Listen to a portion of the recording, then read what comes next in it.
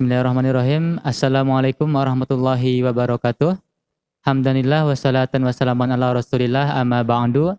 Apa kabar sahabat SPTV dimanapun Anda berada? Semoga dalam keadaan sehat dan dalam lindungan Allah Subhanahu wa Ta'ala. Baiklah, berjumpa lagi dengan saya Tony Markada. Pada kesempatan kali ini saya akan menyampaikan suatu materi mengenai perjanjian tidak akan menuntut setelah berkelahi. Bagaimana hukum memandang hal tersebut?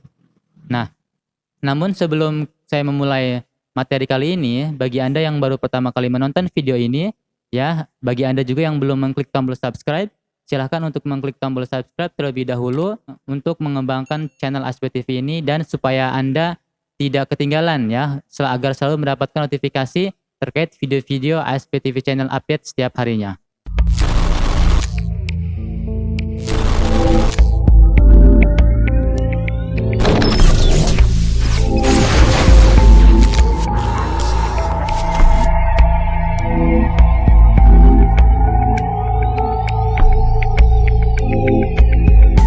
Baiklah sahabat SPTV dimanapun Anda berada, seringkali kita dalam kehidupan bersosial, bermasyarakat, itu tentu kita kadang-kadang menemukan suatu perselisihan ya dengan antar individu.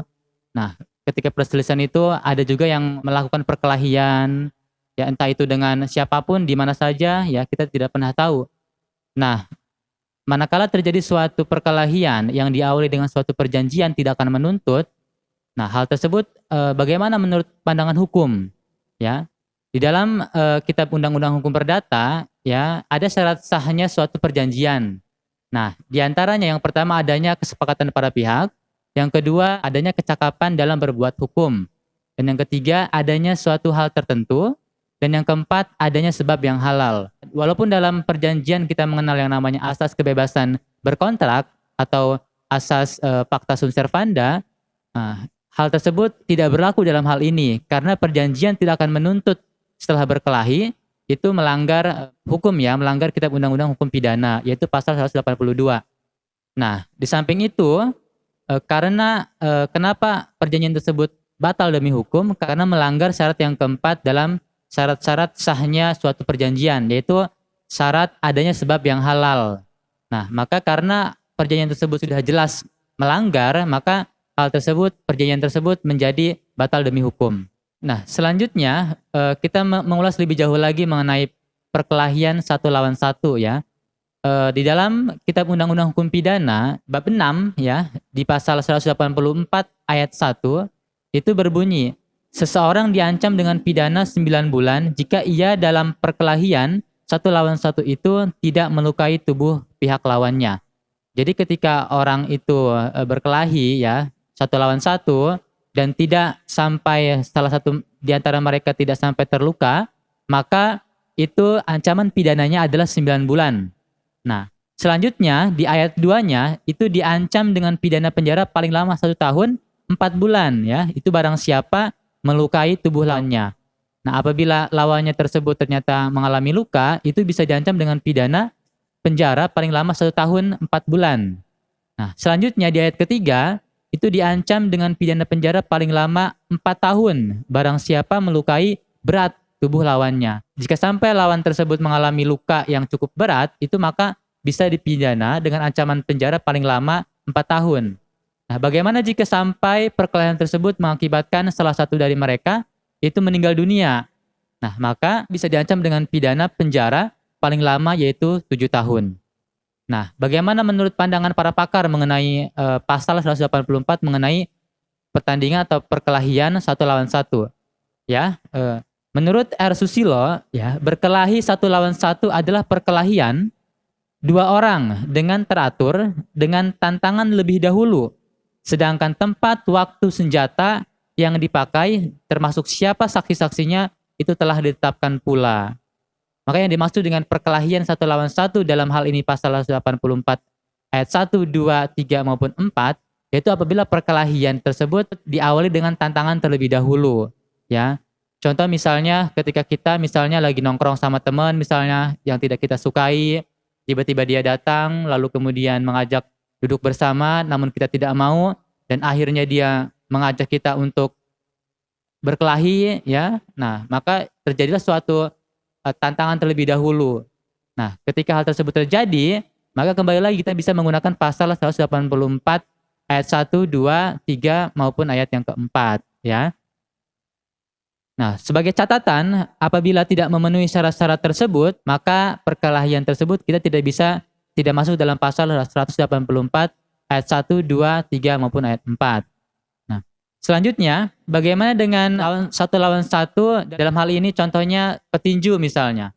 Petinju juga kan melakukan suatu perkelahian 1 lawan 1 atau misalnya MMA ya yang sering kita tonton di TV misalnya. Nah, itu bagaimana jika dalam perkelahian atau dalam tinju tersebut ternyata lawannya meninggal dunia, itu bagaimana menurut pandangan hukumnya? Nah, di dalam Undang-Undang Nomor 3 Tahun 2005 tentang Sistem Keolahragaan Nasional, itu ada beberapa klasifikasi atau jenis-jenis olahraga, tercantum beberapa jenis klasifikasi jenis olahraga di dalam Undang-Undang Nomor 3 Tahun 2005 tersebut. Di antaranya adalah ada olahraga pendidikan, olahraga rekreasi, olahraga prestasi, selanjutnya ada olahraga amatir, selanjutnya ada olahraga profesional, dan yang terakhir adalah olahraga penyandang cacat. Nah, dalam hal ini tentu tinju termasuk dalam olahraga profesional ya. Di dalamnya ada dalam PP Peraturan Pemerintah Nomor 18 Tahun 1984 tentang olahraga profesional ya. Selanjutnya ada juga Peraturan Pemerintah Nomor 16 Tahun 2007 tentang penyelenggaraan keolahragaan. Nah, ada ketentuan pidana yang dapat mengancam pihak lawan maupun wasit ataupun manajer dari petinju tersebut ya, jika dapat dibuktikan ada kesalahan atau kelalaian yang terjadi sehingga menyebabkan petinju tersebut tewas atau meninggal dunia. Nah, pasal yang bisa kita gunakan jika ada kelalaian tersebut, kita menggunakan pasal 359 Kitab Undang-Undang Hukum Pidana yang berbunyi, barang siapa karena kesalahannya atau kealpaannya menyebabkan orang lain mati, diancam dengan pidana penjara paling lama yaitu 5 tahun atau pidana kurungan paling lama 1 tahun. Menurut R. Susilo dalam bukunya Kitab Undang-Undang Hukum Pidana serta komentarnya lengkap pasal demi pasal, menyatakan bahwa mati di sini ya itu tidak dimaksud sama sekali oleh terdakwa ya. Jadi tidak ada niat dari terdakwa menyebabkan petinju tersebut meninggal dunia ya. Namun apabila dimaksud atau diniatkan oleh terdakwa, maka ia bisa dikenakan dengan pasal tentang pembunuhan, yaitu pasal 338 atau pasal 340 Kitab Undang-Undang Hukum Pidana. Nah, untuk dapat menghindari hal tersebut, maka pemerintah telah membentuk suatu badan yang menjalankan fungsi pembinaan, pengembangan, pengawasan, dan pengendalian terhadap setiap kegiatan olahraga profesional di Indonesia, ya, yaitu di dalam Peraturan Menteri Pemuda Olahraga Nomor 342 J/Menpora/9 tahun 2009 tentang Badan Olahraga Profesional Indonesia atau disingkat dengan BOPI ya, Badan Olahraga Profesional Indonesia. Di dalam peraturan tersebut pasal 4 ya, Badan Olahraga Profesional Indonesia itu mempunyai fungsi. Ya, apa saja fungsinya? Ya, di antaranya adalah melakukan pengawasan dan pengendalian terhadap penyelenggaraan olahraga profesional melalui penegakan hukum dan penerapan sanksi, pemberian advokasi dan upaya keselamatan bagi pelaku olahraga profesional. Ya. Di dalam sub bidang keselamatan dari tugas dan fungsi BOPI tersebut, di antaranya ada sub bidang keselamatan, di antaranya yaitu melakukan pengawasan, ya, melakukan pengawasan medis terhadap pelaku olahraga profesional. Jadi bagi siapapun yang melakukan kegiatan olahraga profesional, dalam hal ini petinju tersebut, harus melalui pengawasan medis terlebih dahulu, ya. Selanjutnya, yang kedua yaitu fungsi dari BOPI tadi, sub bidang keselamatannya, yaitu merekomendasikan izin medis kelayakan pertandingan atau perlombaan olahraga profesional.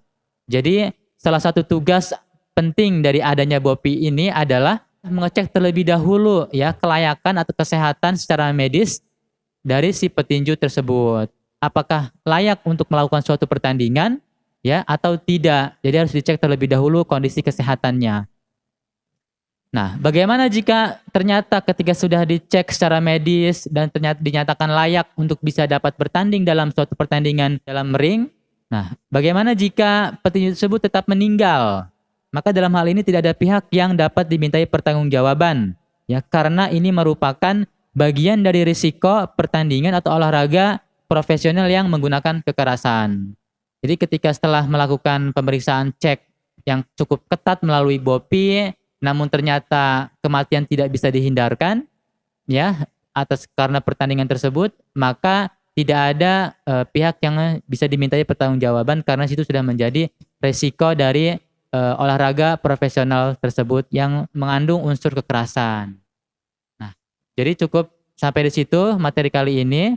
Ya, bagi Anda yang memiliki pertanyaan seputar perkelahian 1 lawan 1, ya, itu silahkan untuk tanyakan di kolom komentar. Nanti pada video berikutnya akan kami jawab sesegera mungkin, ya. Terima kasih sudah menonton. Mudah-mudahan bermanfaat. Jangan lupa share video ini, ya, untuk edukasi kepada teman-teman ataupun kepada masyarakat umum. Terima kasih. Saya ucapkan Assalamualaikum warahmatullahi wabarakatuh. Ayo,